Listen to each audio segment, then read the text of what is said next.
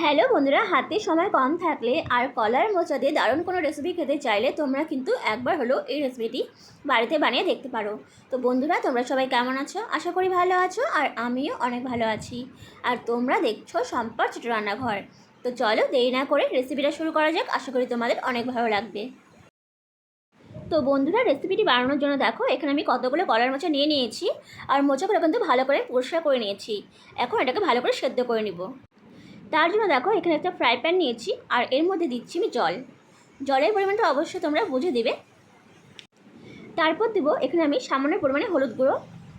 এতে কি হবে, কলার মোচাটাতে কালো হবে না। তারপর দেবো সামান্য পরিমাণে লবণ।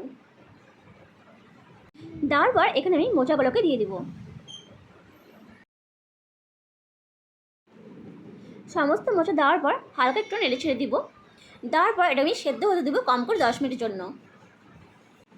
তো দেখো একটা ঢাকনার সাহায্যে আমি ঢেকে দিলাম। ঢেকে দিয়ে 10 মিনিট সেদ্ধ করে নিব। এতে মোচাটা খুব ভালো করে সেদ্ধ হয়ে যাবে।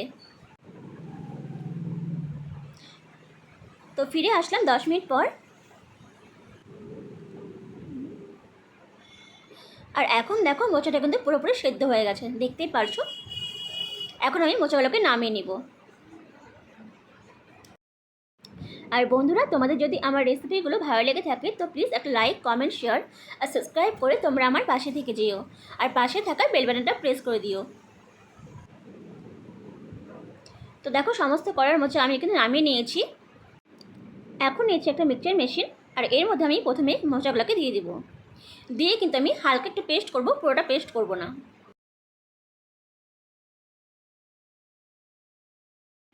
তো দেখতেই পাচ্ছ আমি কিন্তু অল্প অল্প গোটা রেখে কিন্তু এটা পেস্ট করেছি। এখন একটা বাটির মধ্যে নামিয়ে নিব। তো দেখো আমি একটা কাঁচের বাটিতে নামিয়ে নিয়েছি। আর এখন এখানে দিচ্ছি সামান্য পরিমাণে পেঁয়াজ কুচি। পেঁয়াজের পরিমাণে তোমরা কম বেশি করে নিতে পারো। এরপর আমি এখানে দেবো 4টের মতন রসুন কুচি। এরপর দিচ্ছি ধনেপাতা কুচি।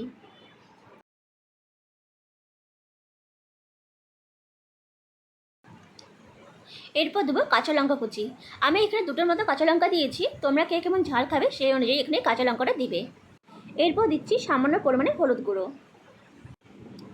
দিয়ে দেবো সামান্য পরিমাণে লবণ। যেহেতু আমি লবণটা আগেও দিয়েছিলাম তাই কিন্তু লবণের পরিমাণটা কম দিলাম। দিয়ে দিচ্ছি সামান্য পরিমাণে লঙ্কার গুঁড়ো। এরপর দিচ্ছি চালের গুঁড়ো। আমি এখানে 2 চামচ চালের গুঁড়ো দিয়েছি। আর সবশেষে আমি এখানে দেবো বেসন।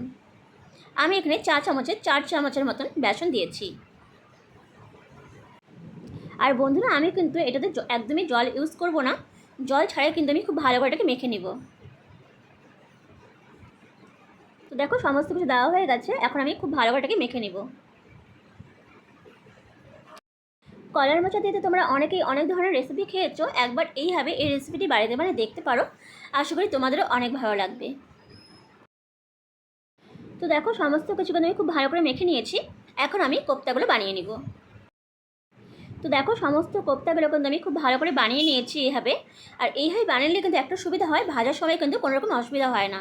তোমরা কিন্তু এইভাবে আগে রেডি করে নিতে পারো। তো দেখো এখন আবারও আমি একটা ফ্রাই প্যান বসিয়ে দিয়েছি। আর এখন দিচ্ছি আমি এখানে পরিমাণ মতন সরষের তেল। তেলটা কিন্তু তোমরা অবশ্যই বুঝে দেবে। তো তেলটাকে আমি এখন খুব ভালো করে একটু গরম করে নিব। তো দেখো তেলটা গরম হয়ে গেছে। আর এখন এখানে আমি একটা একটা করে কোপ্তাগুলোকে দিয়ে দেবো। দিয়ে খুব ভালো করে ভেজে নিব।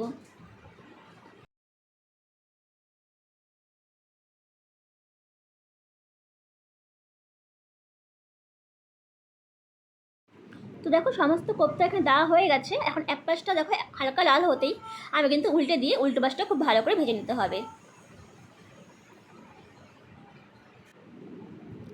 তো দেখো এক পাশটা একটু হালকা লাল লাল হয়েছে। আমি কিন্তু এখন সমস্ত কিছু ভালো করে উল্টে দিচ্ছি। উল্টে দিয়ে উল্টো পাশটা খুব ভালো করে ভেজে নিব।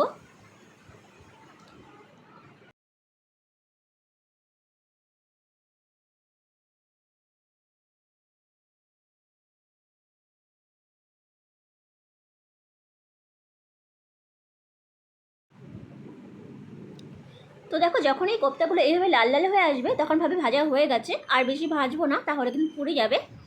এখন আমি একটু হালকা নেড়ে চেড়ে নিয়ে নামিয়ে নেব।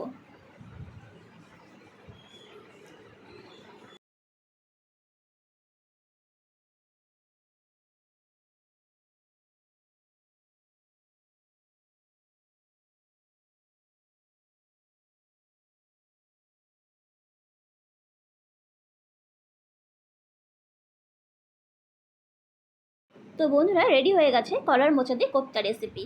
দেখতে কিন্তু বেশ ভালো লাগছে আর খেতেও কিন্তু ভীষণ ভালো হয়েছিল।